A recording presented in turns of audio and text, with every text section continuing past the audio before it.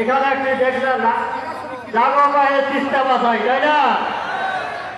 জাগো মায়ের তিস্তা বাঁচাই। বিএনপি ডাক আছে জাগো মায়ের বাংলাদেশ বাঁচাই।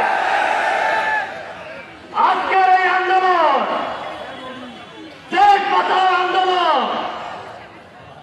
আজকের এই আন্দোলন গণতন্ত্রের আন্দোলন, ভোটের আন্দোলন, ভোটের আন্দোলন। শহীদ রাষ্ট্রপতি জিয়াউর রহমান দেশ স্বাধীন করেছিলেন, গণতন্ত্র দিয়েছিলেন। এই গরিব এলাকা রংপুর গরিব এলাকাকে খাদ্যে স্বয়ংসম্পন্ন করেছিলেন শহীদ রাষ্ট্রপতি জিয়াউর রহমান।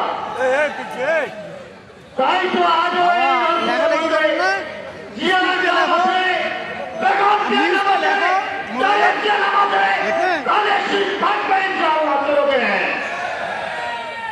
আগামী দিনে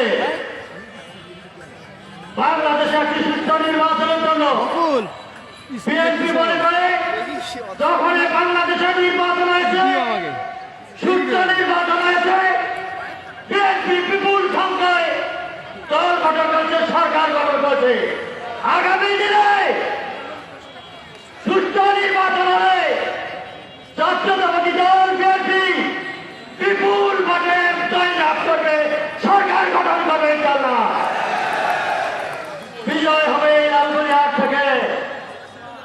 আগামী দিনে আন্দোলন সংগ্রাম, দেশ বাঁচাও আন্দোলন সংগ্রাম, তিস্তা বাঁচাও আন্দোলন সংগ্রাম সফল হবে ইনশাআল্লাহ। সেই প্রত্যাশায় সকলকে ধন্যবাদ জানাই আমি বক্তব্য শেষ করি।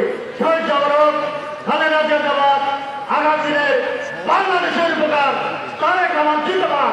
লালমনিরহাটবাসী জিন্দাবাদ, জিন্দাবাদ। আসসালামু আলাইকুম।